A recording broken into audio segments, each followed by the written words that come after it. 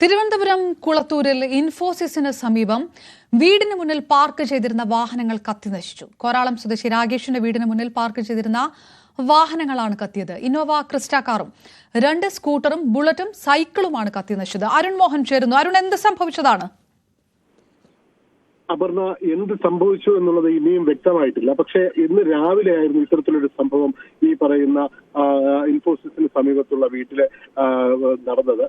ഈ പറയുന്ന വീട്ടിൽ നിർത്തിയിട്ടിരിക്കുകയായിരുന്ന കാറും ഒപ്പം ബൈക്കും ഉൾപ്പെടെയാണ് അഗ്നിക്കിരയാക്കിയത്. നമുക്ക് മനസ്സിലാക്കാൻ കഴിയുന്നതനുസരിച്ച് പുറത്തു നിന്ന് വന്ന ആൾക്കാർ ആരെങ്കിലും ആക്രമണം നടത്തി കടന്നു കളഞ്ഞു എന്നുള്ളതാണ് പോലീസിന്റെ നിഗമനം. അത്തരത്തിലുള്ള അന്വേഷണമാണ് CCTV ഉൾപ്പെടെയുള്ള കേന്ദ്രീകരിച്ചുള്ള അന്വേഷണം പോലീസ് ആരംഭിച്ചിട്ടുള്ളതായിട്ട് നമുക്ക് മനസ്സിലാക്കാൻ കഴിയുന്നത്. ഇന്നലെ രാത്രി സാധാരണ പതിവ് പോലെ അവർ കിടക്കുകയായിരുന്നു, വീട്ടുകാർ കിടക്കുകയായിരുന്നു. ശബ്ദം കേട്ടും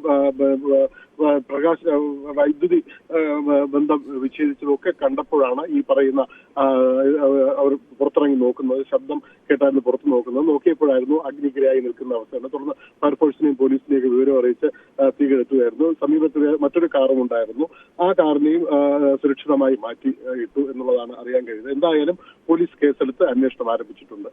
CCTV-കൾ പരിശോധിക്കപ്പെടുന്നുണ്ടോ? ഏതെങ്കിലും അത്തരത്തിൽ കണ്ടെത്താനുള്ള സാധ്യത? സ്വാഭാവികമായിട്ടും ആ ഭാഗത്ത് കൂടുതൽ CCTV-കൾ ഉള്ള സാഹചര്യം ഉണ്ടല്ലോ. തീർച്ചയായും അപർണ, അങ്ങനെ തന്നെയാണ് പോലീസ് ഇപ്പോൾ മുന്നോട്ട് പോകുന്നത്. കാരണം ജനവാസ കേന്ദ്രമാണ്, പട്ടണ പ്രദേശത്തോട് ചേർന്ന് കിടക്കുന്ന പ്രദേശമാണ്. സ്വാഭാവികമായും CCTV-കൾ ധാരാളമുണ്ട്.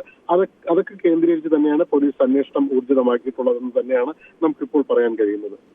അരുൺ മോഹനാണ്. അത് പോലീസ് അന്വേഷണം നടത്തുന്നു. ഇതാരാണ് അഗ്നിക്കിരയാക്കിയത്, എന്താണ് സംഭവിച്ചത് എന്നുള്ളതിൽ കൂടുതൽ ചിത്രം വ്യക്തമാകാനുണ്ട്.